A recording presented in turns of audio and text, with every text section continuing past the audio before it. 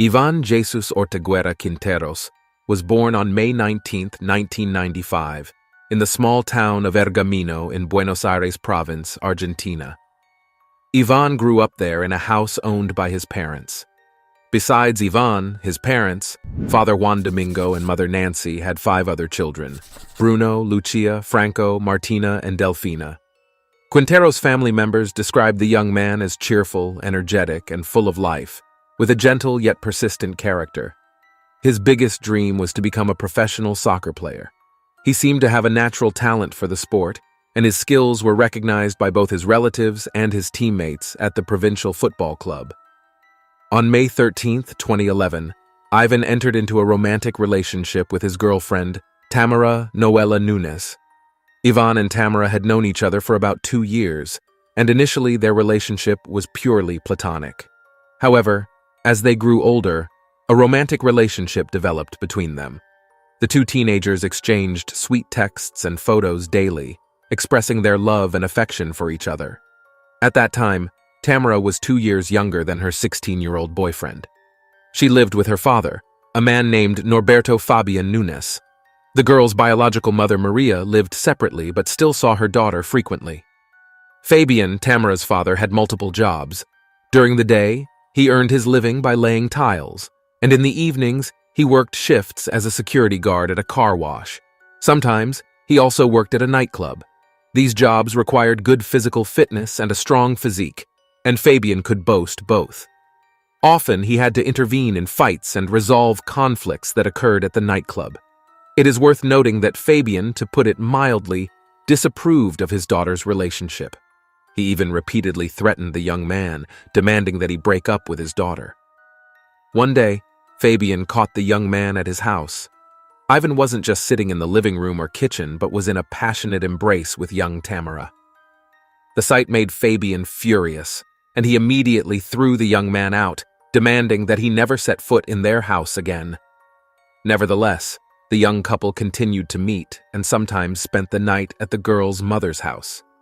Tamara herself had an excellent relationship with both Ivan's parents and his siblings, and none of them saw a problem with the teenagers being together, unlike Fabian. Fabian was so unhappy with the situation that he sought a conversation with the young man's father. The conversation took place on January 6, 2012, and was unpleasant. Fabian went to the bar where Juan Domingo worked and warned him that the relationship between the 2 young people could end badly for Ivan. When asked why he was preventing the teenagers from being friends, Fabian replied that his daughter was having serious academic and disciplinary problems because she was spending too much time with the boy. After this conversation, Fabian repeated his previous warnings several times before leaving the house. He threatened Juan more explicitly, saying he would personally throw his son out of the window if he caught him at their house again. That evening, as usual on Thursdays, Fabian went to work at the car wash. He left the house in the late afternoon, intending to return earlier than usual. His daughter stayed in the apartment at that time. After her father left, Tamara sent a message to her boyfriend, asking him to visit her. The young couple knew they had to keep an eye on the time because Ivan had to leave the apartment before Fabian returned, or at least after he came home from work and fell asleep. However, that night, the teenagers fell asleep and woke up only in the early morning hours when they heard the angry shouts of the father who had caught them together again. Without hesitation, the girl's father grabbed the sleepy young man, dragged him out of bed, and started beating him. Tamara tried to intervene in the conflict and begged her father to stop the beating, but he didn't seem to hear his daughter's words. In the same apartment, but in another room, lived the girl's cousin, Lucrecia Nunes, and her mother, Ivan Helena. When they heard the noise, they ran to the room where the fight was happening and tried to calm Fabian down. Realizing that the man had completely lost control, Lucrecia asked her sister to call their mother and brother. Maria and her brother Nestor, who lived a kilometer away, arrived at the scene immediately. However, the arrival of his ex-wife didn't calm the man, but instead increased his aggression. He switched his attack from Ivan to the women, hitting Ivan Helena in the face and Maria in the chest. The incident lasted about an hour and a half. After a while, Fabian stopped beating the young man and resorted to another form of aggression, showering him with insults. The attacker demanded that Ivan jump out of the window on his own accord. The exhausted teenager desperately pleaded with Fabian not to throw him out of the window, but the attacker persisted. Despite Ivan not resisting, Tamara's father delivered several targeted blows, breaking his nasal septum and jaw. As a result of his injuries, the young man immediately lost consciousness. Shortly after, the attacker lifted the collapsed body of the victim, smashed his head against the window, and threw him out. At the time of the fall, the boy was still unconscious and unable to make a sound or move his arms and legs. This fall resulted in Ivan's almost immediate death.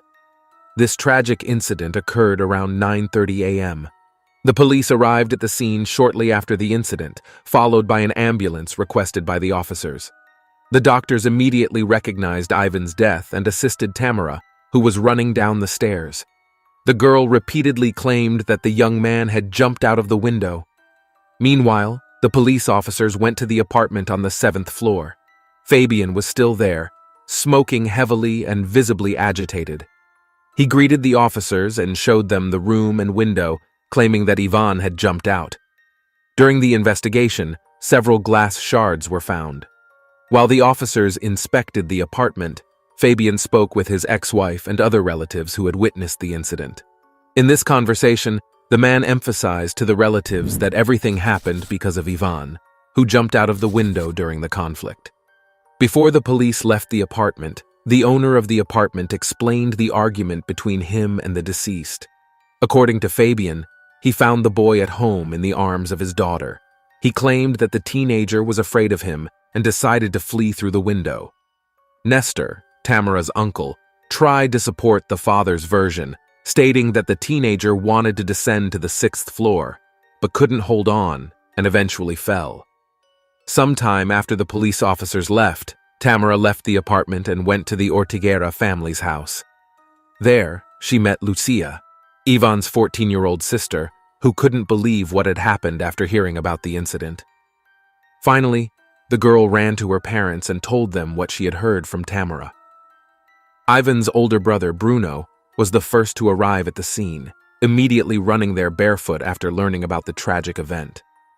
Juan Domingo followed him by car a little later, while the rest of the family stayed home, unable to imagine the extent of what had happened to Ivan. Later that evening, the authorities took Fabian into custody, charging him with assaulting the young man and causing him serious bodily harm. The man spent only a few hours in police custody and was released after a brief interrogation. However, a few days later, after a preliminary autopsy, the prosecutor demanded Fabian's arrest.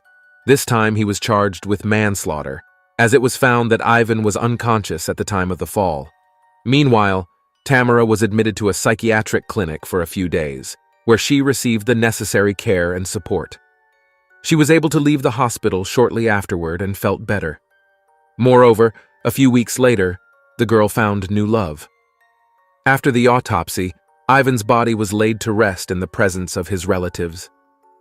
Around 4 p.m., the coffin was taken to the municipal cemetery. During the ceremony, Juan Domingo, Ivan's father, had to see a doctor because he became ill due to the shock he had been experiencing lately. It was a very difficult and sad time for all the young man's relatives, as they still couldn't come to terms with his death. Nevertheless, the attendees showed their love and respect for Ivan and his family. At the end of the ceremony, they released several dark balloons into the sky as a sign of remembrance and farewell to the deceased. Meanwhile, the investigation into Ivan's death continued. The investigators considered several versions of the events that day. The first version was that the young man, trying to escape from his girlfriend's father, decided to flee through the window but collapsed and fell to the ground. The second version was that Fabian deliberately pushed the teenager out of the window during an argument. The members of Ortiguera's family believed the second version. According to them, Tamara's father had been following their son and threatening him with death at every encounter.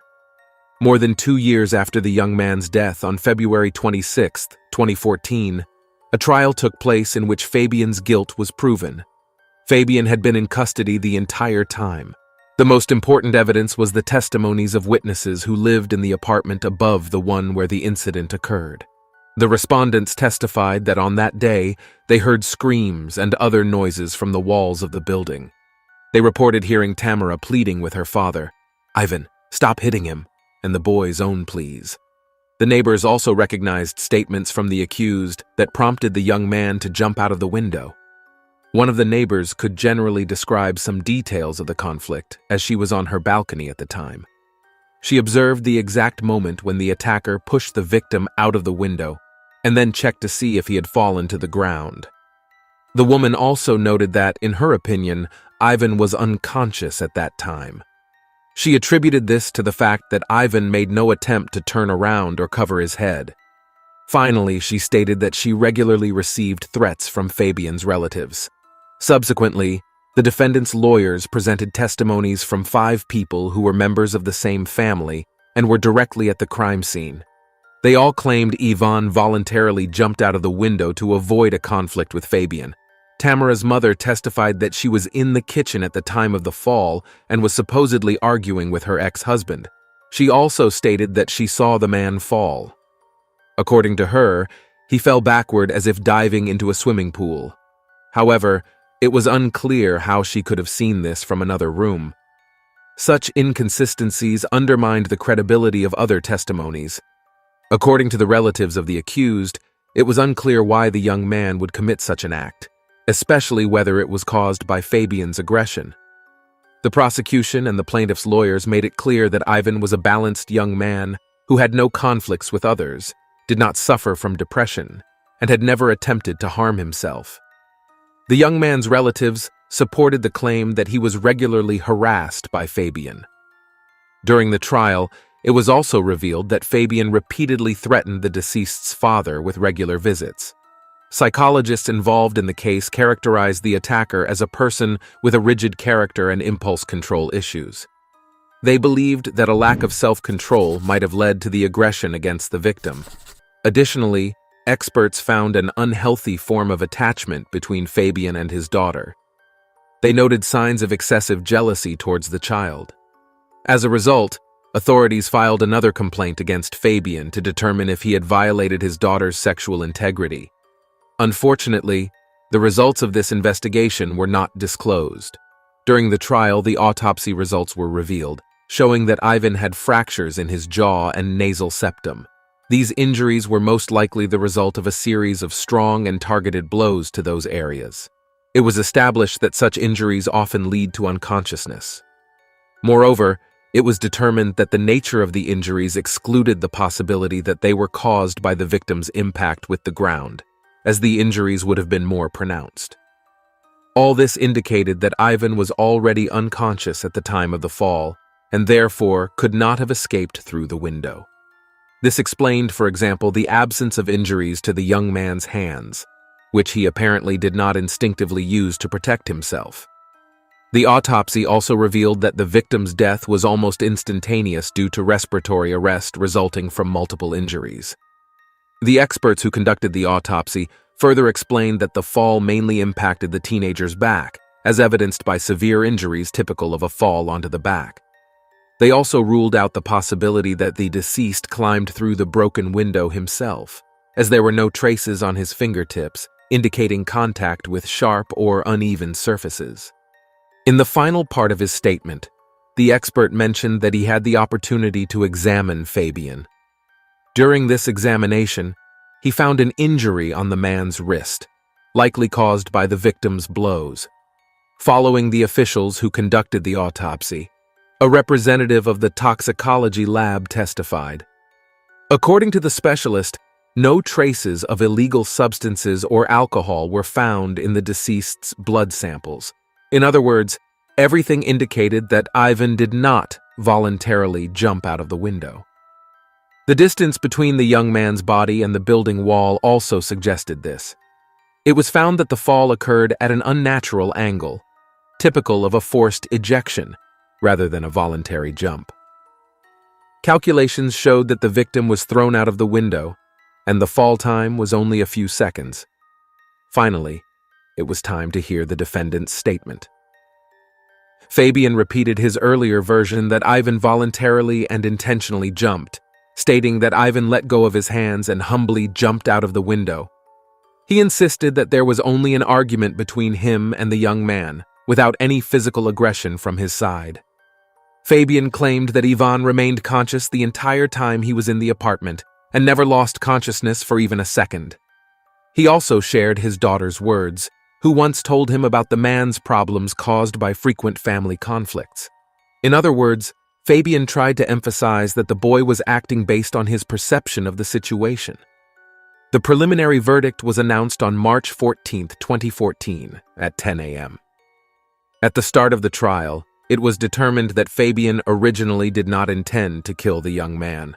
This was due to the length of the conflict, which lasted 1.5 hours. However, according to the judges, something happened that caused the accused to lose control. Initially, he struck Ivan several times hard enough to render him unconscious. Upon seeing him in this state, Fabian decided to throw him out of the window. Based on these findings, Norberto Fabian was found guilty of the aggravated murder of a minor and sentenced to life imprisonment. Additionally, the court ordered him to pay financial compensation to the deceased's family to cover both moral damages and various court costs. In November 2016, the Supreme Court concluded the case by upholding Fabian's life sentence and excluding the possibility of further appeal. The young man's family was very pleased with the court's decision, but they will never be the same again. They have not forgotten Ivan and regularly remember him on social media and in their everyday lives. In honor of their angel, they even got tattoos, as they called him.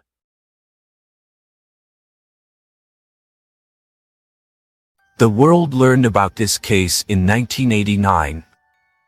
The search for a 21-year-old young man from the United States named Mark Calroy led to the discovery of one of the most incredible cases ever recorded in the world. This case involved the occult and Santeria, and the man responsible for these events was Adolfo de Jesus Constanzo, a Cuban nicknamed Padrino, which means Godfather. He was a follower of the Palo Mayombe religions, and what he did will astonish you with its brutality. Adolfo de Jesus Constanzo was born on November 1, 1962, in Miami, Florida, USA. His parents were refugees from Cuba. Adolfo had 3 brothers by different fathers, and from childhood he was baptized Catholic and served in church, even though his parents were not very religious. His mother was a follower of Santeria, a religion that came to Cuba in the 18th century with slaves from the Yoruba people of Nigeria. In Santeria, there is no concept of good and evil, it is left to the judgment of the religion's followers. After the death of her first husband, Adolfo's mother decided to move to San Juan, Puerto Rico, where she was introduced to the Palo Mayombe religion. She became so interested in the cult that she officially became a priestess. In this way, she introduced her son, Adolfo Constanzo, to these practices. In 1970, the woman decided to return to Miami. Over the course of several more years, Adolfo's mother married 3 times. Her last husband practiced occultism and also sold illegal substances, gradually shaping Constanzo's path. His behavior grew increasingly worse, and he and his mother were arrested multiple times for robberies. Constanzo was expelled from the university for bad behavior and continued the practices into which his mother had introduced him. As a teenager, he formed a close friendship with a Palo Mayombe priest who taught him rituals intended to help him achieve anything he needed to succeed in life. With his newly acquired knowledge, Adolfo Constanzo began offering black magic services in Miami in 1980. In 1983, friends told him that one could make good money modeling in Mexico, so he moved to the Zona Rosa area of Mexico City. There he quickly became wealthy, was good-looking, and was incredibly charismatic. He was attracted to both men and women. He established his own business and performed protection and cleansing rituals, which earned him a good income. Allegedly, very famous people in Mexico used his services: politicians, actors, businessmen, and famous police officers. During this period, he continued to practice Santeria extensively. His drive for power led him to conduct rituals involving human sacrifice and cannibalism. He became so popular that he traveled to various parts of Mexico, including Matamoros in Tamaulipas, one of the country's most important border points. There he met people from different organizations, offering them spiritual protection for large sums of money. Adolfo's business thrived, and in the following years his career took off. He began carrying out powerful protection rituals that required human sacrifice. He did not act alone but was supported by Martin Quintana Rodriguez and Omar Oria Ochoa, his most loyal followers. In Matamoros, he collided on the highway with a car whose driver turned out to be Sarah Aldrete, a tall, beautiful blonde whom he immediately fell in love with. She studied anthropology at the University of Texas. He invited her for coffee and told her he was a priest of the Palo Mayom cult and that many businessmen and artists had become successful thanks to his help. After giving Sarah a tarot card reading, she felt very drawn to him. After their conversation, he asked if he could do anything to help her. She then brought her boyfriend, Serafin Hernandez, and her uncle Elio to him. They were involved in drug sales and vehicle theft. She wanted Adolfo to help them in their dealings so that business would go well. When Constanzo invited them to his house, they were amazed. The house was full of artworks and mystical objects. There were bundles of dollar bills, gold bars, and plenty of jewelry. Adolfo explained that Santeria was expensive because he had to offer a lot to the spirits or else they would become angry. After they reached an agreement, Sarah stayed in touch with him. They became inseparable. Their romance brought them together, and soon Sarah learned everything she needed to know to become a priestess of Constanzo's cult. As part of the cult, they carried out strange ceremonies together. As they made progress, they began to recruit new members and taught them the rituals and spells of dark magic. Their students were between 20 and 23 years old.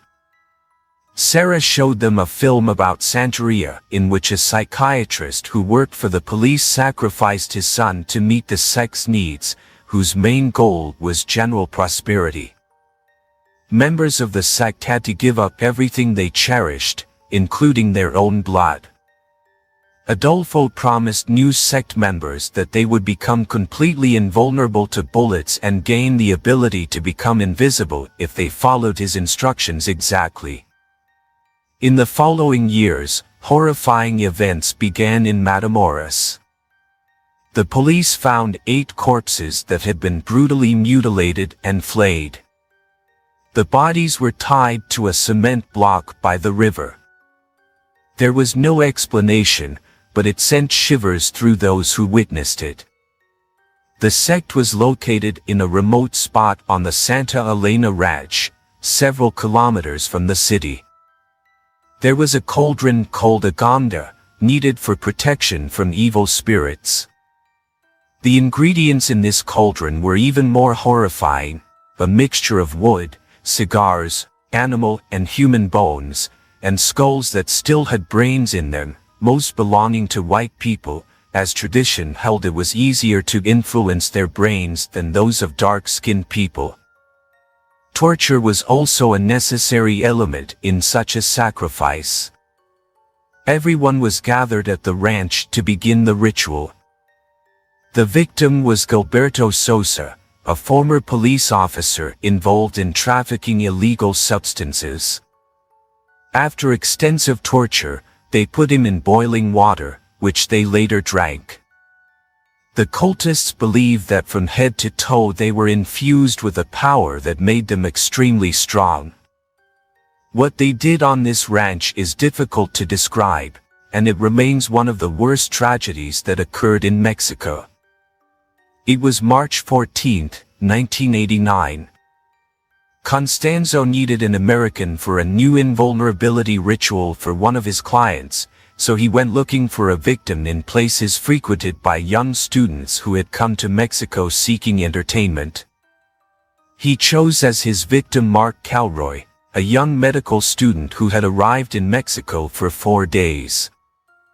Around 2 o'clock in the morning, Mark and his friends left the place where they had been partying, deciding to call it a night.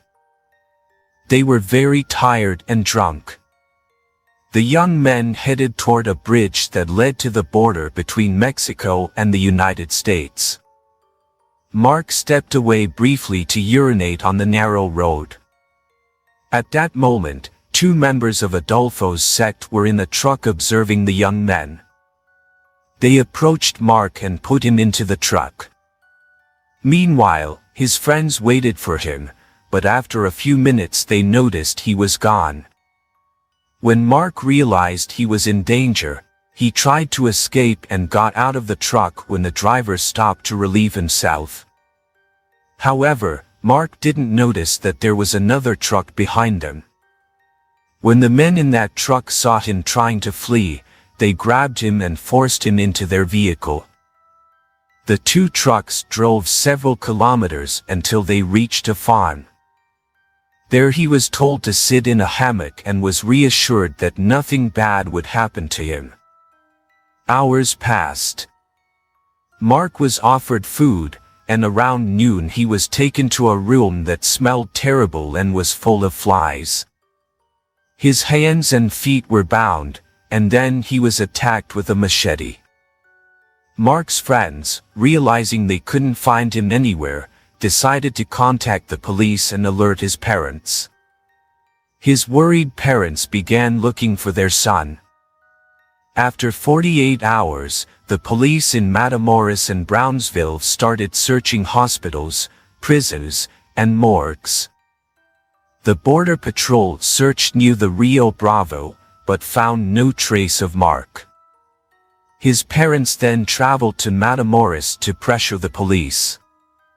At the same time, the FBI and other U.S. agencies got involved in the investigation. A reward was offered for any information on Mark's whereabouts. The case came to light after an incident involving Constanzo cult member David Cerner. He drove a Chevrolet truck past a checkpoint controlled by the Mexican Army and the federal police. Since he did not stop, officers followed him on deserted roads until he pulled over. They found traces of illegal substances and a .38 caliber shotgun on him. At the time of his arrest, they couldn't charge him with anything. Even the weapon they found wasn't reason enough to prosecute him. He was asked where he was going. He replied that he was on his way to a farm called Santa Elena. He also confessed that he was a member of a Santeria sect that carried out numerous animal and human sacrifices.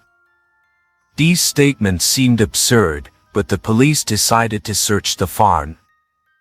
They asked him who led the organization, and he gave the name Adolfo Constanzo. Police officers were sent to verify whether David Cerner's story was true. When they arrived, they asked the ranch caretaker if he knew the man. He said he didn't, since many people came and went there. The officers then showed him a photo of Mark Calroy. The caretaker immediately recognized him and said that he had cooked him a meal about a month earlier. A few days later, on April 9, 1989, a list of names and addresses of people involved in the sect was found. 4 people were arrested: Sergio Martinez, called Butterfly, Serafin Hernandez Jr., Elio Hernandez, known as Tube, and the ranch caretaker, Domingo. After thorough questioning, all 4 gave statements that matched on several points. They all spoke about a leader named Padrino, a Cuban magician who had led them into a series of gruesome human sacrifice rituals. He promised them protection from the police and even invulnerability to bullets. The detainees also said he had an accomplice believed to be a witch, a tall and beautiful Mexican woman. Thanks to the wealth of information, the 2 were identified as Adolfo Constanzo and Sarah Aldrete, but their whereabouts were unknown. A few hours later, Officer Roberto Garcia showed the detainees a photo of Mark Calroy, and they confessed that Adolfo had indeed taken his life during a Santeria ritual. Having heard such a horrifying confession, the police decided to visit the ranch. On Tuesday, April 11, 1989, they arrived at the ranch with the detainees. They opened a door to one of the outbuildings, and the smell that came from within alerted everyone. Inside, they found items used for holy rituals. One wall contained an improvised altar with pepper and garlic, around which were small pots containing ritual objects such as beads, coins, and the heads of sacrificed chickens and goats. In the middle was a goat's head, impaled by a small trident. The entire floor was strewn with cigar butts, empty aguardiente bottles, and red stains. In the center of that structure stood a large iron cauldron, a gonda. Its contents gave off a foul stench and attracted many flies. In the cauldron were several sticks and a thick stew made of coagulated blood, cooked with parts of intestines. The feeling of being in that place was indescribable. It was evident that horrifying things had happened there. After exiting the outbuilding, the cult members were once again asked to show where the victims' graves were. They pointed out newly dug graves containing 11 victims. The police never expected to encounter anything like this. They found Mark Calroy 1 meter below the surface. He had been unearthed by a backhoe. His remains were torn apart, missing his head, several finger joints, and his genitals, as well as his spinal cord. To identify him, the police used his dental records. The teeth matched. That day, they dug up bodies until nightfall. Many were missing ribs and hearts. One of the most gruesome cases was solved. Meanwhile, Adolfo Constanzo and Sarah fled from the police to Brownsville and from there flew to Mexico City. Along the way, they picked up more members of the organization. Thanks to their connections to influential people, they remained 1 step ahead of the authorities. On May 5, 1989, the first clue to their whereabouts emerged. Someone reported that a man in Mexico City's Cuauhtémoc district was frequently purchasing dollars. Surprisingly, the description of this person indicated he was one of the sect members, a confidant of Constanzo. The police began surveillance of the area. Sarah looked out the window and saw many officers on the streets. She decided to write a note asking for help, claiming that Adolfo Constanzo was holding her hostage. She threw the paper out the window of an apartment on Rio Sena Street 19, where she was allegedly being held. The note reached the police. The next day, a patrol passed through the streets near the house. One of Constanzo's men went outside and noticed they were surrounded by undercover officers. He returned to the apartment and told the others. Adolfo himself leaned out the window and saw it all with his own eyes.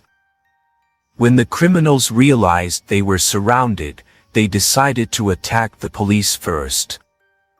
From another window in the apartment, Tube took out an AK-47 to greet them. Constanzo gave the order to throw dollars out the window to distract everyone and make an escape, but the rapid response officers didn't fall for it, and a shootout ensued.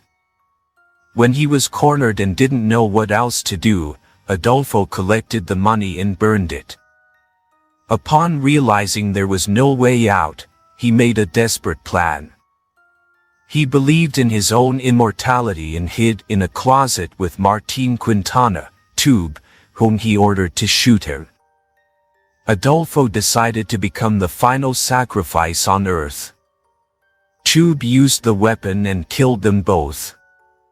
By then, Sarah had taken cover and pretended to be a victim. She had no choice but to surrender. The story of the sect, filled with victims and gruesome events, came to an end. Because of the severity of the case, the police decided to withhold many details. Sarah always claimed she did not participate in the cult and that Constanzo's rituals interested her only because she wanted to finish her anthropology studies at the university. She accused the authorities of destroying evidence and clues, such as the outbuilding on the Santa Elena Ranch, where Adolfo had sacrificed several people. The police burned down that outbuilding. Sarah Maria Aldretti was initially sentenced to 62 years in prison, but after a while, the sentence was reduced to 50 years. She was held in the Santa Marta Acatitla prison and in 2011 was transferred to a prison in Mexicali, Baja California. During her imprisonment, she wrote and published a book. At that time, she still had 33 years left to serve. She is currently in the women's prison of Tepepan. Of the 4 sect members, only 3 remain in the Victoria prison in Tamaulipas. The 4th member, Elio Hernandez Rivera, took his own life behind bars. Thank you for watching, and take care.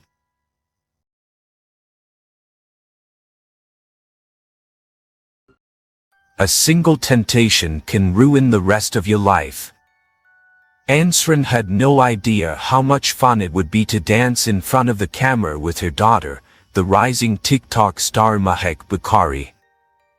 The promising TikTok star, known under the pseudonym May, was 24 years old, and her mother Ansrin was 44. Mother and daughter once appeared together in a cute dance video in which they moved to rhythmic music at the same time. The video received a huge number of views, and all the viewers commented that the two looked more like sisters than like mother and daughter. As a result, Ansrin gained some fame and began to appear more often in commercials and live broadcasts together with her daughter. One day, May and her mother were watching the comments during a broadcast, reading the chat, and answering questions from viewers. One of the commenters, obviously using a fake account, asked May to have her mother call him. May just laughed about it. She did not notice how her mother's face twitched at that moment. After apologizing to the viewers, the woman went to the bathroom, where she nervously held the phone to her ear. She begged the person on the other end of the line to stop bothering her and to leave her daughter out of it. She even threatened to call the police, but the caller would not calm down. Somehow he had obtained the phone number of Ansrin's husband and offered to send him a hot video of his wife. The woman's heart almost jumped out of her chest. She immediately found these messages on her husband's phone. Fortunately, he paid no attention to them because he thought they were just more spam. The Bukhari family became quite famous on social networks thanks to May, who set up an account and regularly showed her loved ones on TikTok. She presented the image of a proper, religious family, and now her entire career was in danger because of her mother. It could also have ruined Ansran's marriage and destroyed her future, at least that was the threat she received in a new text message on her phone. One click, and everything would collapse: her marriage, her daughter's career, her own reputation, and her social status. But as it turns out, Ansran and her daughter May were determined to do anything to prevent this, even if it meant harming a few people. This story happened relatively recently in Stoke-on-Trent in Staffordshire, in the United Kingdom. There is an internet platform called Azar, similar to Chatroulette, where you can meet and talk to different people from all over the world. Users can set filters based on their preferences, such as geographic location, gender, age, and so on. The platform became very popular during the pandemic, when people were stuck at home. One day, Ansran's niece came to visit. While the woman took care of the household, her niece sat in the living room and had a video chat with a young man in his 20s from the UK. The niece was proud that her relatives were popular on TikTok and proudly told her conversation partner that her cousin was the famous blogger May, and that she was now visiting them. She even turned the camera around and showed the young man her aunt, Ansran, to prove she was not making it up and that the niece really was at the Bakari's home.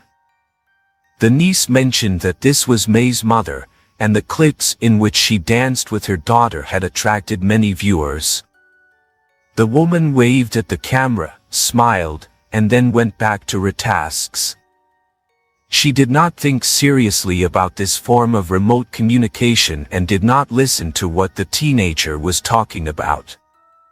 May did not want to become famous only in the UK, she did everything to become famous worldwide.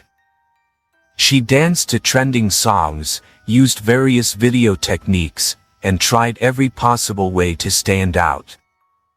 May even persuaded her mother to dance with her, and it worked.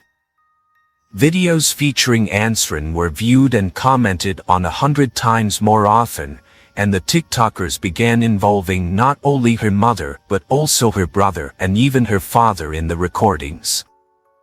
Her father did not appear in the videos that often, since he was not really interested in youth trends and seemed quite serious in them. But overall, it all looked cute and fit the image of a beautiful, loving family. May claimed to be a devout Muslim, wrote a lot about her faith, talked about morality in society, and described how much she loved and appreciated her mother, who was her best friend and sister. But her main interest, her ultimate goal, was to become a fashion influencer. May dreamed of advertising fashion outfits on her social media accounts. She wanted famous companies to send her clothes that she would tag on her page.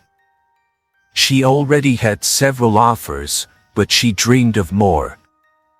At that time, with 126,000 followers, she made money promoting brands and participating in major events in the UK. She was also invited to promote local restaurants, bars, and especially hookah lounges. In doing so, she always took her mother with her, because the image of her conservative family did not allow her to go alone to all these entertainment venues, and her mother was also her best friend. May even persuaded her mother, Ran, to set up her own social media account, believing that with her mother's number of fans, she too could earn money through advertising. Perhaps that was exactly what Ansran had dreamed of. She was 44 years old and worked as a manager at a security firm. Her whole life, someone else had made decisions for her. As a teenager, she had wanted to become a flight attendant, but her parents told her they had found a man for her to marry and have children with. She did exactly that. She was reasonably happy in the marriage, but she never had that adolescent phase of experiencing a wide range of emotions where new opportunities could make your head spin. She was thrown out of being a teenager directly into the life of a housewife. Outwardly, everything was perfect for Ansrin. She had everything one could only dream of: her own house, a wonderful, hard-working husband who fully supported the family, and grown children. But lately, she felt especially good when she went to bars, met young people who were full of energy and carefree, wearing bright, cheerful clothes. She was thrilled by this new life. She set up her own account and regularly checked her posts. One day, she noticed a comment from a follower. The man's name was Saki Hussein, and his appearance somehow seemed familiar to her. It was the same man with whom her niece had chatted by video when she visited. His comment was innocent enough, but Ansrin sensed that there was more behind it. A conversation began between her and Saki, which then turned into daily phone calls. They talked up to 5 times a day when her husband was not at home. It felt like the sweet small talk of teenage lovers. No matter what the woman was doing, Saki was always on the other end of the line. May knew her mother was talking to some guy, but she did not pay much attention to it, thinking they were just friends. It never occurred to her that the two were having an affair. Saki was in good physical shape, but most importantly, he was literally obsessed with her. According to him, he had just celebrated his 27th birthday. Ansrin was 44, a 17-year age difference that did not seem too big. As an adult woman, she felt flattered by the attention of a younger man. Saki was an adult, so it seemed there was nothing going on except a moral conflict. But in reality, Saki had lied. He was 18 when they started communicating, but he did everything he could to appear older and tried his best to please his beloved. He would suddenly show up at a hookah lounge or a bar where Ansrin and her daughter were helping to promote the venue and paid for them. He sent her gifts to her home, which she had to open in front of the entire family and pretend she had simply ordered them online. Eventually their relationship changed. They could not see each other often, as they lived in different cities, and Ansrin was married with 2 children, so she did not want to arouse suspicion. But when they met in hotels in Birmingham and London, things became increasingly obvious. Even when they had video calls, sparks flew that could set everything on fire. They often had intimate affairs from miles apart, and it was a thrilling, scandalous affair in which, essentially, Ansrin was always on a knife's edge. She could be caught, and the consequences would be devastating. It turned out that this was actually Ansrin's second affair since her marriage. The first was with a married man who also had children. They understood each other in that sense and did not need more than a physical connection. Both cheated on their partners but did not want to destroy their families. It was like a pressure valve for them. But Saki was different. He was not married, had no children, was young, hot, and madly in love with Ansrin. She was his ultimate goal. After 2 years of this affair, the woman decided to leave him. She met him in a hotel and told him she wanted to focus on her marriage. She was tired of the constant tension and felt guilty before her husband and children. She could no longer lead a double life. The lovers spent one last night together, and the next morning it was as if there had been no conversation at all. Saki began sending messages and clung to her with all his might. Now that he knew she was leaving, he did everything to keep her. He called her 5 to 10 times a day and asked her what she was doing and where she was going. Her timid attempts to explain that her husband was becoming suspicious were unsuccessful, but that did not stop Saki. As soon as he sensed that she was distancing herself, he sent pictures of designer items he had ordered for her and had them delivered to her house. Even when she refused them, claiming she did not need anything, he ignored her protest and kept buying gifts. At the same time, he began to lose his temper whenever she refused his surprises. Finally, in December 2021, the woman summoned her resolve and broke up with him for good. She expected curses, endless phone calls, and angry messages, and was even mentally prepared for them. She hoped that sooner or later he would calm down or get bored and go his own way. But instead, Saki sent explicit photos and videos of their intimate calls and then flooded her with messages saying he would forward them to her husband or, worse still, post them online if she did not respond. Ansrin felt there was only one way out of this situation. At this point, her daughter May, the aspiring influencer, had no idea what was going on behind her back. She had no idea who was posting explicit fake videos with her face on the internet that were ruining her life and her reputation. They looked so realistic that those who did not know her personally took it all at face value. It was particularly hurtful because May had built her career as a religious, multifaceted woman. The fake photos and videos would have destroyed everything she had spent so long building. Even her friends began to ask questions, trying to figure out what was going on. At first, she could not imagine that her mother was to blame. In December 2021, after breaking up with Saki, Ansrin mustered the courage to tell her daughter everything. The woman did not do this to ease her conscience but to ask for help in a difficult situation that she had created with her own hands. She felt she had no choice because she was trapped by her own desires.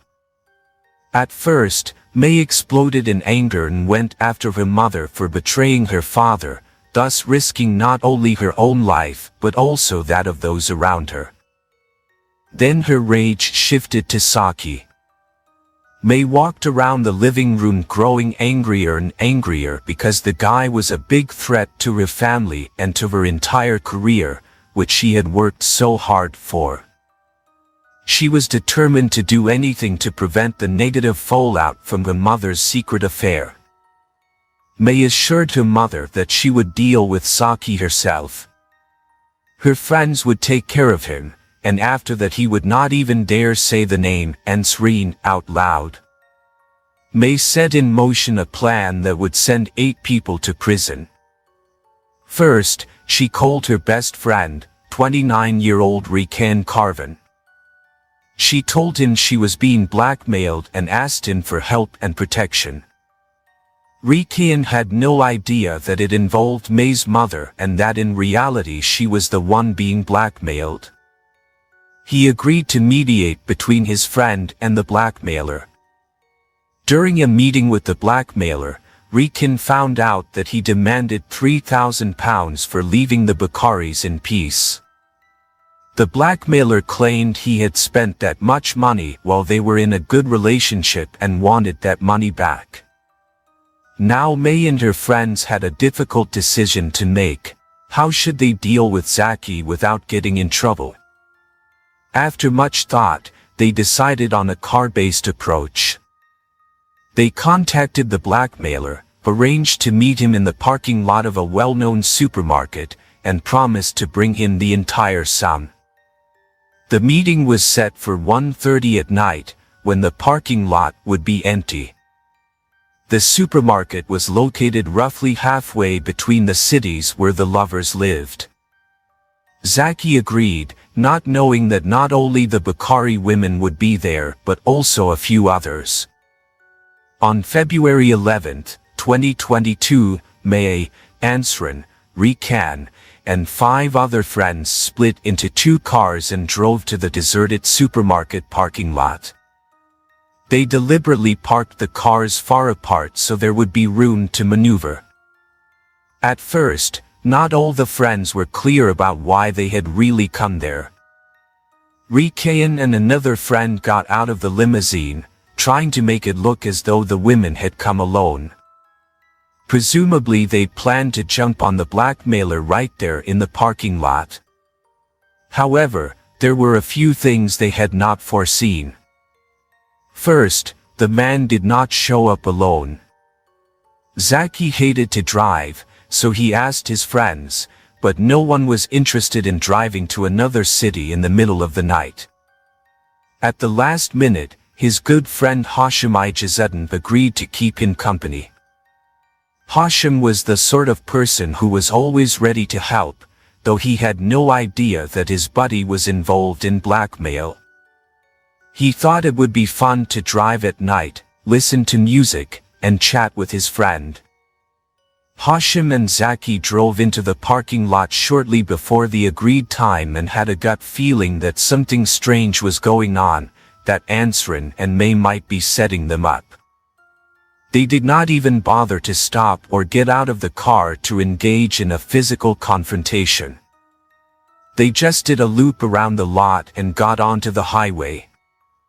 At that moment, a blue limousine followed them, and then an Audi that belonged to the Bakharis.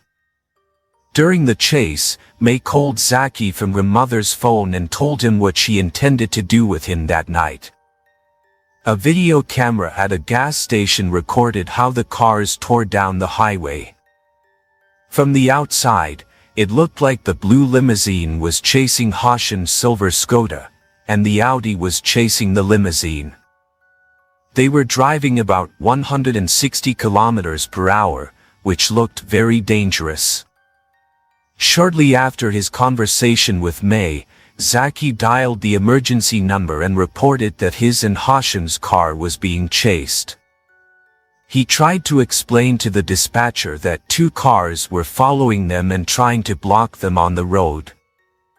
The operator suggested that Zaki drive urgently to the nearest police station, but unfortunately they had no opportunity to do so.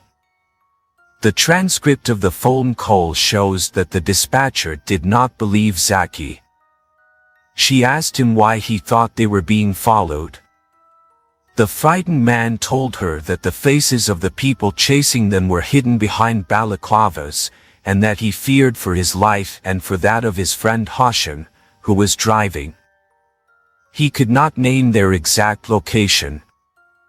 The emergency operator kept asking questions while the blue limousine ran the Skoda from behind, and the Audi struck from the side.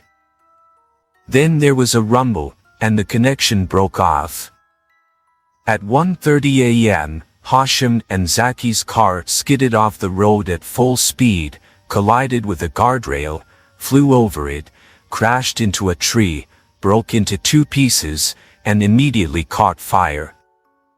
The 2 other cars, the blue limousine and the Audi, continued on the highway until they pulled into a nearby parking lot, where surveillance cameras recorded 2 people getting out, inspecting the vehicles for possible damage, then getting back in and driving in the opposite direction. All 8 people looked from their windows at the huge fire breaking out at the crash site, but none of them thought to call the emergency services to save the young men who were burning to death there. As it turned out later, by that time Ansrin had collapsed in her seat, sobbing uncontrollably, while May tried to console her. The blue limousine and the Audi parked in a nearby neighborhood. All the passengers got out, and the 7 of them took a walk through the streets, as if they wanted some fresh night air after a heavy meal. This walk lasted about an hour. A man named Muhammad went straight home. The others coordinated their statements so that they would all match in case the police questioned them. Then they returned to their cars and drove home. In the meantime, the fire had spread so much that firefighters were initially unable to get close to the wreck. When they finally got close enough to the burned-out vehicle, they saw two bodies inside, those of Zaki Hussein and Hashim Ijazuddin. Their lives ended at only about 20 years old. It was believed both had died because the collision was so severe that the car broke in two and the engine tore away. It would have been impossible to rescue them before the fire broke out. Investigators quickly discovered that the car had not crashed on its own. They checked video footage from the area and also learned about Zaki's call to the emergency services. The information they received indicated that a high-speed chase had taken place. Cameras recorded how two cars pursued the silver Skoda carrying Zaki and Hashim. The vehicles were quickly identified and tracked down using an automatic license plate recognition system. The Bukhari women had not even returned home when police were already standing in front of their door. The Audi involved in the chase and the call made to Zaki's phone during the chase led officers to a specific address. It was answered by May's teenage brother, who found himself accused of taking two people's lives before he knew what was happening. Imagine waking up in the middle of the night, opening your front door, and before you can fully see straight, you are arrested. He was confused, but as soon as he heard about the traffic accident, he began proving to the police that he did not even have a driver's license and had spent the night at home. The officers quickly realized they had the wrong person, apologized for the mistake, and let him go. The man had to take a moment to breathe and calm down, since he was stunned by another piece of news. The car accident had been arranged by his mother and sister. His mother's phone number was registered under his name. On the afternoon of February 11, 2022, the authorities returned to the Bukhari home to question May and Ansrin. Both women were in pajamas and appeared very calm. May told the investigators a completely fabricated story about where she had been that night. She claimed she actually was one of the first people to witness the strange chase. She said she had almost been injured by the actions of those on the road. May described the events that took place as if talking about a perfectly normal parking lot somewhere in the city center. She seemed very cooperative and really believed what she was saying. With gestures, she showed how the cars had moved on the highway. The only difference from what actually happened was that in May's story, she and her mother had observed the chase from a distance. According to her, she and Ansrin were in their own Audi when the car in front of them suddenly accelerated and then crashed into a guardrail.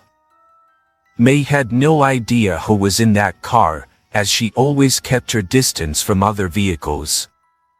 She also mentioned the blue car and said she got the impression that the two vehicles were in some kind of life-or-death struggle, with the blue limousine swerving slightly to the left, so she had to keep braking to avoid being hurt by the two drivers. Her mother had advised her to stay out of their maneuvers, but it did not always work. Unfortunately, May did not remember the license plate of the vehicle or any other identifying characteristics, not even the make of the car. When the accident happened, May said she saw the blue limousine stop, so she herself drove on, convinced that the drivers might be drunk and it would be unsafe to stop next to them. So she kept going. This behavior of the influencer during questioning said a lot about her character. She was the sort of person who would do anything to give her way. May remained calm and confident in her own story. She pretended not to know who had been driving the blue limousine and thought she could get away with it. The officers let May say whatever came to mind, knowing she was only getting more entangled in her own lies. The motive for the crime was clear from the start. Saki's parents told the police that he had an affair with an older woman whom he lovingly called Den. He even introduced her to his sister. Mother and daughter denied any connection to the deceased. Meanwhile, Ansrin had deleted all records and photos from her phone that would have shown her affair, but investigators were able to access the one Saki had stored in the cloud. Every snapshot, every video of their relationship, or whatever it was between them, revealed everything. Investigators also found phone logs showing constant calls between the drivers of the blue limousine and the Audi on the night of the accident, and they traced a call May made to Saki just before the crash. Events escalated, and 8 people in those 2 cars that night were arrested. 7 of them remain in custody. In the blue limousine were 22-year-old Natasha Akhtar, 22-year-old Sina Gula, and 27-year-old Mustafa Karwan. They were all accused of a serious crime that cost 2 young men their lives, and they all emphatically denied any involvement in the accident. The occupants and driver of the blue limousine assured officers they had been on their way to visit friends to play Monopoly. They had seen something burning on the side of the road but said it had nothing to do with them. They just happened to be in the wrong place at the wrong time. May also stuck to her story at first, but after a while changed her tactics and admitted that her mother had indeed had an affair. Everything was fine until Saki threatened to show up at the Bakari's house and tell her father everything. May just wanted to protect her mother. That night, they wanted to give the ex-lover money so that he would leave them alone. May was worried that her mother's ex might attack them, so she asked her friend Rikan to come along.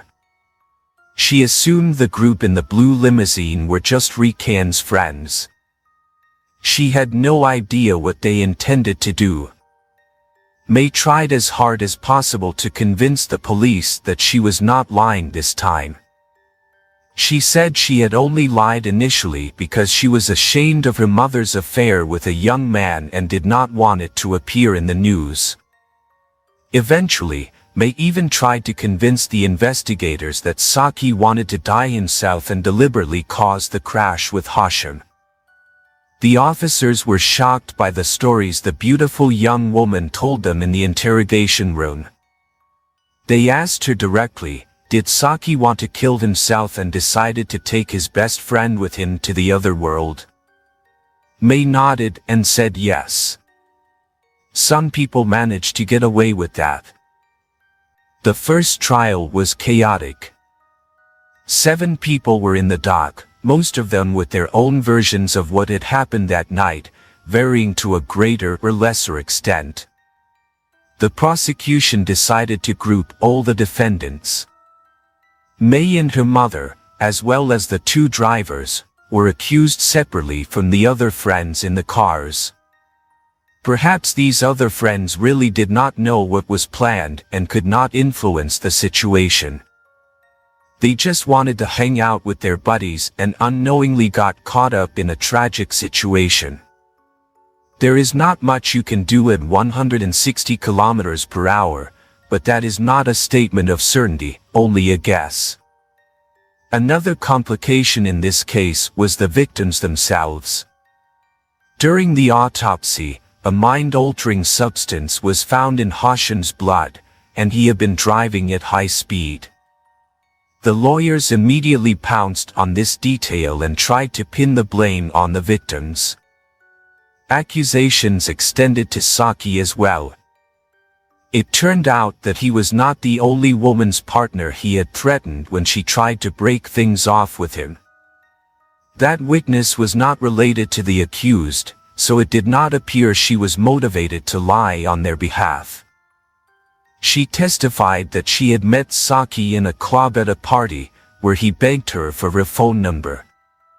She already had a boyfriend at the time, but gave Saki her number just to get rid of him.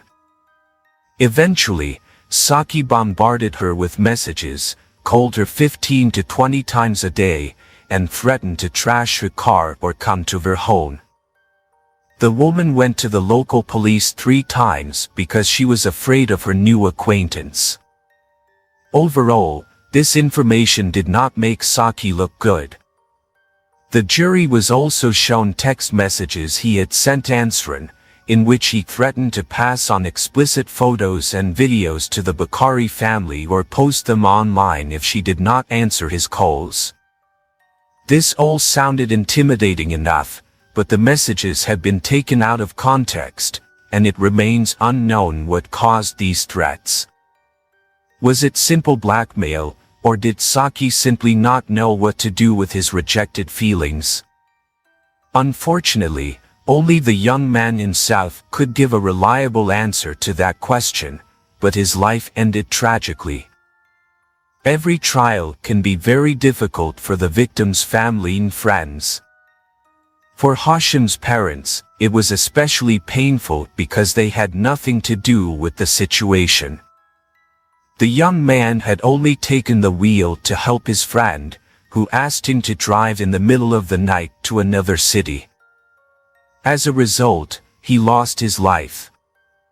Now his family also had to listen to accusations that the man had used illegal substances. Online users felt especially sorry for Mr. Bukhari and his son, because the family practically fell apart during the trial.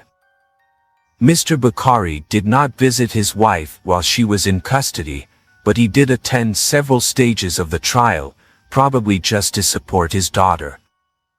His worst fear was that the case would become public. During the hearing, not only was his wife's affair with the 20-year-old Saki discussed, but also her first act of adultery was revealed. The prosecution argued that May, her mother, and their friend Rikan had planned together how they could get rid of Saki. The 3 of them were the masterminds of the crime, and they were the ones who lured the man to that parking lot in another city, allegedly to pay him off. It did not matter whether they planned to assault him right there or had already decided to cause an accident on the road. The result would have been the same: the threat to kill him, the pursuit of his car at 160 kilometers per hour, and the attempt to push him off the highway could only be done with one purpose in mind. From the start, the defense for mother and daughter was absurd. The lawyers insisted that the women were victims of a crazy stalker. They had only wanted to talk to Saki that night, nothing more. Although they had made some questionable, false decisions, it was Saki's fault that they felt threatened. The Bukharis simply had no other choice. Of the 8 people, only 7 were arrested. The 21-year-old Muhammad Patel, who had been in the Audi, left the group immediately after the accident. He was a key witness and was released for reasons unknown. Some online users believe he was innocent, others think he was released because he cooperated with the police. In any case, he corroborated the story consistent with the transcript of Saki's emergency call. Muhammad said that Saki really was chased at high speed. Everyone wore balaclavas so the cameras would not capture their faces. Rikan called the driver of the blue limousine and told him to hit the Skoda from behind. The man also said that he had only joined the group at the last minute and had no idea what the others were up to or what he had gotten into. He was terrified of what was happening and ran away as soon as the opportunity arose. Whether that is really the case or not is unknown, but his testimony was very helpful in the investigation. The other 5, except for Ansran and May, insisted they had done nothing and knew nothing. They had just gone for a drive and later played Monopoly. Each participant in that wild car chase had personal arguments for their defense. Raiz Jamal, who drove the blue limousine, said he only wanted to scare the men in the Skoda because they had been blackmailing some women, but the chase got out of control. Amir Jamal, the passenger in the blue car, claimed he did not realize what was happening. Natasha Akhtar said she was in love with the driver and therefore did not want to upset him with comments about dangerous driving. In her view, all men drive like maniacs. She wanted to become a criminal defense lawyer and therefore had no intention of going to prison.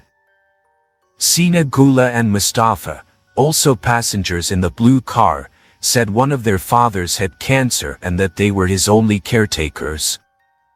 The sick man could no longer eat, drink, or use the bathroom without help. Sina said he would never risk leaving his father on his own because of a few women he barely knew. He spent all day caring for his dying father and just wanted to get some distraction and a change from his harsh reality. When his father finally passed away, he was not even able to attend the funeral.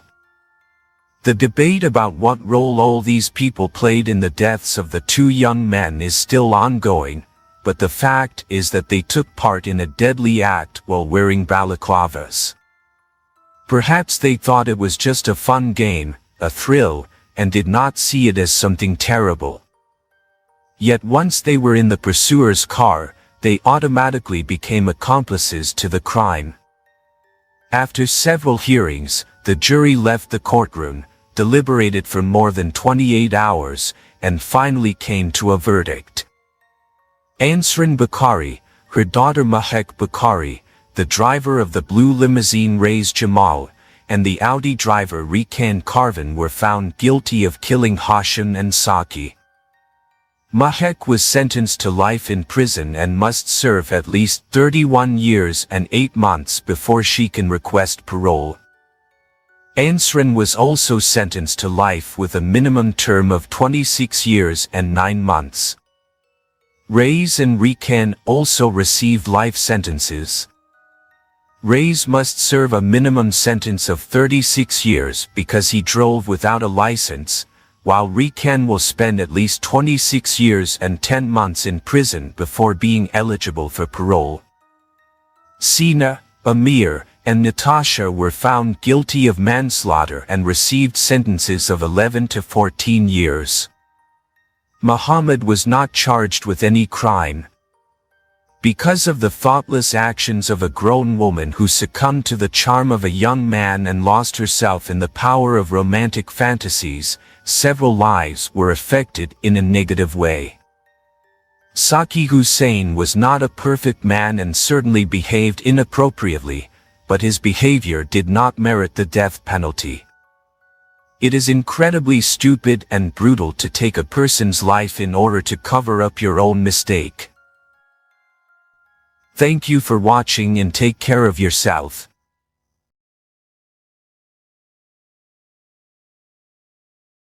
Knoxville, Tennessee, 2016. A loving family peacefully spends Thanksgiving, unaware of the horror that awaits them.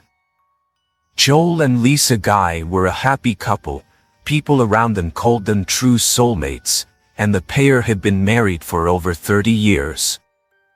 They invited their children to celebrate Thanksgiving at the family home, the very house that police would describe 2 days later as a house of horrors. Scattered limbs, the stench of chemicals, and a head cooking in a pot on the stove. This is the gruesome story of Joel and Lisa Guy's cruel death. Joel Guy was born in 1955 and was a piping engineer. He already had 3 daughters from previous relationships when he met the love of his life, Lisa. They had a son whom they named after his father, Joel Michael Jr., as he was called. Joel Jr. was born in 1988 and was the couple's only child together. However, Joel Sr. and Lisa were close to the man's 3 daughters, one of whom described the woman as a loving mother to them all. When she and his sister Michelle were 3 years old, their father met Lisa, and since then, she has been like a second mother to them. After 31 years of happy marriage, Joel Sr. was planning his retirement and wanted to sell their house in Knoxville, Tennessee. Joel and Lisa were looking forward to spending more time together in retirement. They bought a house in North Knoxville, Tennessee, where they wanted to spend the rest of their lives. It was to be Lisa and Joel's last Thanksgiving in their Knoxville home before they left, and as one of the man's daughters explained, they were looking forward to it. They wanted to retire and just enjoy life. It should have been a celebration of their life together while they looked forward to a new chapter, but that chapter never came. It is Thursday, November 24th, 2016, Thanksgiving Day. The couple had invited Joel Sr.'s 3 daughters and their children, as well as their son Joel Jr., to celebrate Thanksgiving with them. Joel Jr. was otherwise rather reserved and quiet, but Michelle Tyler, his half-sister, claims that he behaved unusually this time.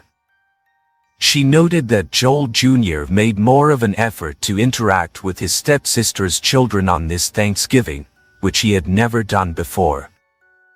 Maybe this Thanksgiving was something special, she thought, because it was the last one in the family home. She wasn't sure if he even knew their names, and so the fact that he was talking to them was strange. She had no idea that this would be their last Thanksgiving with the family. After Thanksgiving, Joel Sr.'s 3 daughters left the house with their children, and Joel Sr. and Lisa Guy remained in the house with their son, Joel Jr. Joel Jr. had his own apartment in Baton Rouge, Louisiana, but during the holidays, he stayed with his parents in their house in Knoxville, where he had his own bedroom. For several years, he attended Louisiana State University, although he actually wanted to become a plastic surgeon. He dropped out of his studies in 2015 and has not worked anywhere since. He depended on his parents and was financially unstable. On Saturday afternoon, November 26, 2016, 2 days after Thanksgiving, Lisa Guy went grocery shopping at a local Walmart. At 3 p.m. on the same day, her son, Joel Jr., was seen at the same Walmart buying bandages and chemicals. The next day, Sunday, November 27, 2016, Joel Jr. left the house in Knoxville to seek medical treatment for his hand wounds and drove back to Baton Rouge to make an appointment at the student clinic. These actions alone were not suspicious, but on Monday, November 28, Lisa Guy did not show up for work. Her friend, Jennifer White, began to worry. The company Lisa worked for was hosting a retirement party that she missed. She didn't answer her landline or her cell phone. Concerned about Lisa's safety, Jennifer called 911 and asked officers from the Knox County Police Department to check on the welfare of the Guy family. The officer who conducted the check was Stephen Ballard, who went to the Guy family home and rang the doorbell, but received no answer. He went around to the back of the house, but found that the gate was locked and did nothing further. But Lisa's supervisor was still concerned. An hour or two later, she called 911 a second time and requested another check on the situation. This time, Steph Ballard went to the house together with Jeremy McCord. Looking through the window, they saw groceries, including perishables such as milk and bacon, scattered on the floor, and although the house was listed for sale, there was no realtor's lock on the door. They also noticed that the handle of the back door was missing. Eventually, Ballard and McCord entered the house through the garage door. Inside the house, they felt a high temperature. This was the first frightening sign of the horror lurking in the house. Jeremy McCord said there were 3 cases of beer and perishable goods, and a large number of lone guns lying around in the canteen. He explained, "We were terribly afraid because we didn't know if anyone needed help." Jeremy McCord then said, "It's just a bizarre situation.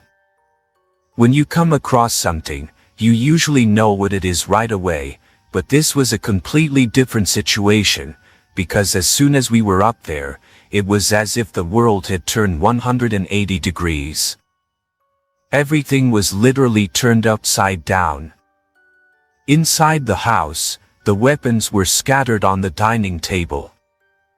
The smell of chemicals in the house was so strong that Ballard said he had a tingling sensation." Even more alarmed by these events, the officers feared the worst, and upstairs, their fears were confirmed. There, a gruesome sight greeted them. A pair of human hands lay in the hallway, and something even more terrible awaited them down in the kitchen. The officers had entered a true cabinet of horrors. Realizing that they could not proceed without reinforcements, they left the house. There was no one alive in the house. Soon, reinforcements were requested, and the crime scene technicians arrived at the scene. When they entered the house, they saw that there was a large pot on the stove that was hot. The crime scene technicians also found reddish-brown stains on the stairs, walls, and railing. However, the most gruesome evidence was found in the bathroom. In addition to the weapons in the sink, 2 blue tubs containing liquid and pieces of flesh were found in the bathroom. Almost every room was filled with evidence. Chemicals and weapons were lying around everywhere in the house, and there was blood everywhere.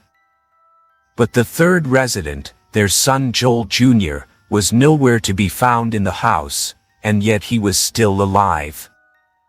The police placed Joel Jr. under observation. As the only survivor, he became the only suspect and was arrested in Baton Rouge on Tuesday, November 29th. A meat grinder was found in the trunk of his car. What happened to Lisa and Joel Guy Sr.? It was clear that they had been murdered, and the prime suspect was their own son. But why? In a backpack in the house, the police found a bewildering piece of evidence, a black notebook that had been used by Joel Jr. This notebook was the key to the death of Lisa and Joel Guy Sr. In it, he wrote checklists in which he recorded the necessary equipment and the measures to be taken, minimize the number of things I will touch during my visit. Wear gloves and socks to avoid leaving finger and footprints. Throw something in the garbage disposal to break it. Put it on the floor and repair it. Clean up the mess before going home. The notebook, titled The Book of Deliberate Actions, reveals that Joel Jr. had been planning the murder for days or even weeks. As early as November 7th, almost 20 days before the murder, surveillance footage shows Joel Jr. buying items that he would later use for the murder, such as hydrogen peroxide. His browser history shows a search for various chemicals, such as sodium carbonate, the active ingredient in the product OxyClean. Joel's plan was to end the lives of his parents and make it look like his father had done it. Joel Jr. planned to wipe down the crime scene and partially burn the house to destroy evidence. He also wrote notes about the temperature in the house, claiming he had to turn the thermostat up to the highest setting to destroy all evidence of his heinous crimes. As the evidence emerged, the chronology of events became clearer and clearer. On Saturday, November 26th, Lisa Guy went shopping. After she left the house without his father, Joel Jr. attacked him in the upstairs gym. Police noted that the room was in disarray, suggesting the man was fighting for his life, but his son overpowered him and stabbed him more than 40 times. Lisa Guy returned home shortly after noon. She entered the house with the groceries she had just bought, unaware of the horror that awaited her there. Perhaps the woman heard a noise from upstairs or saw signs that her son had become violent. She dropped the groceries on the floor and ran upstairs, but it was too late, and she didn't arrive in time to save her husband. Instead, her son attacked and killed her. Lisa Guy suffered at least 31 stab wounds. Joel put his mother's head in a pot and put it on the stove to cook it. After suffering a deep cut to his left thumb in the attack on his father, Guy left the scene and went to Walmart, where he was seen at 3:30 p.m. buying bandages, ointment, and various chemicals. It has been just over 3 hours since Lisa Guy was at Walmart buying groceries for the family. Joel Jr. shopped at the same Walmart, and at that point, his mother and father were already dead.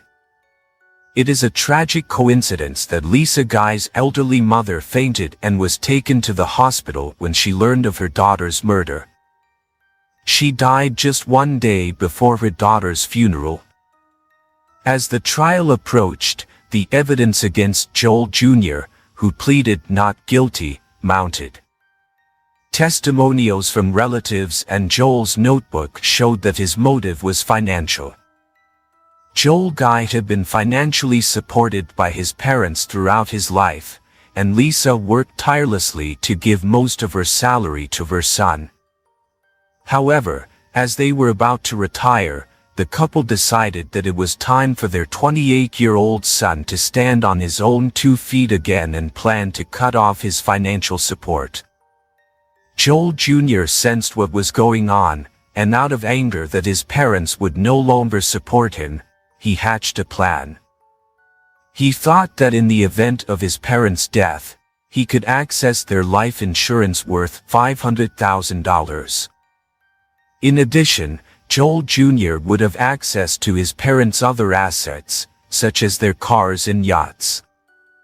For most of us, it is unthinkable to hurt someone in the family, but Joel Jr. not only killed the 2 people who loved and supported him the most, but he did it solely for the sake of money.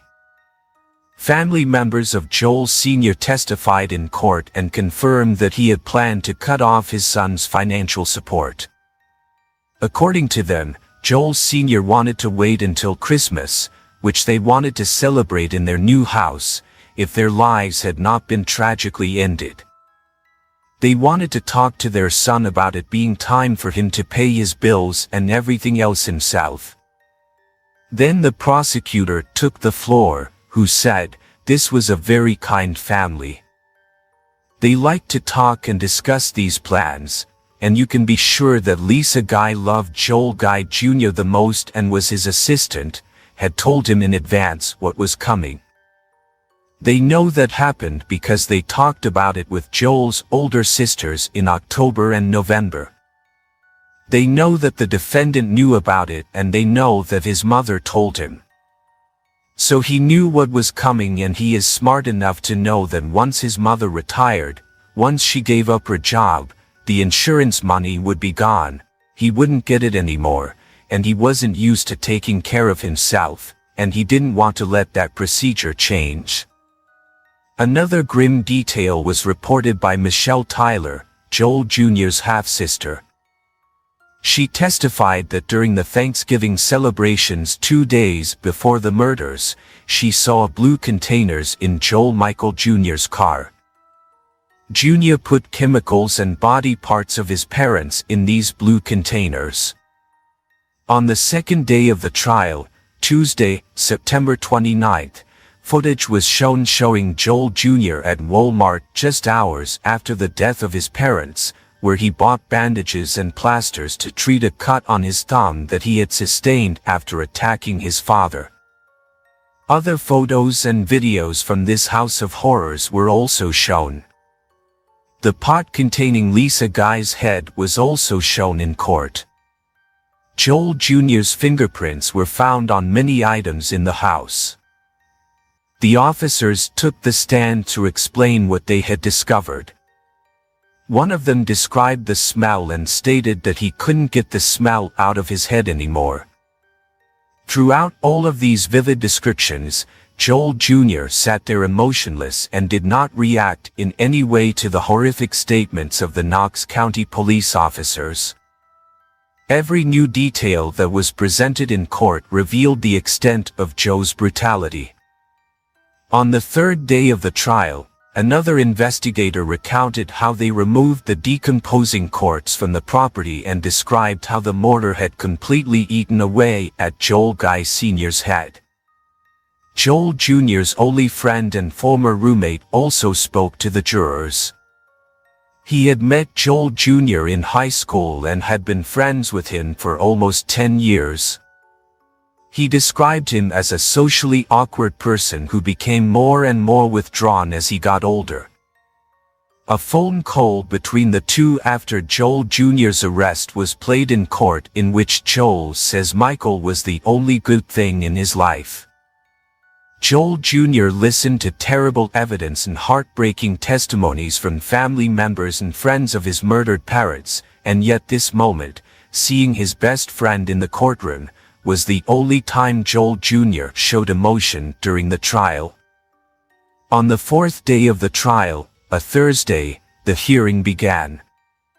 Joel Guy Jr. refused to testify as a witness, and the charges against him were read out again. On Friday, October 2, 2020, he was finally found guilty on all counts, including 2 counts of first-degree murder, 3 counts of first-degree murder, and 2 counts of abuse of a corpse. Joel was unanimously found guilty on all 7 counts, with more than 700 pieces of evidence presented to the court. Joel Michael Guy Jr. remains in prison and is housed in the Northwest Correctional Complex in Tennessee. His sentence is 124 years and he can be released on parole on April 30, 2136. What do you think of this tragic, heartbreaking story? Do you think something could have been done to prevent these murders? Thanks for watching and take care.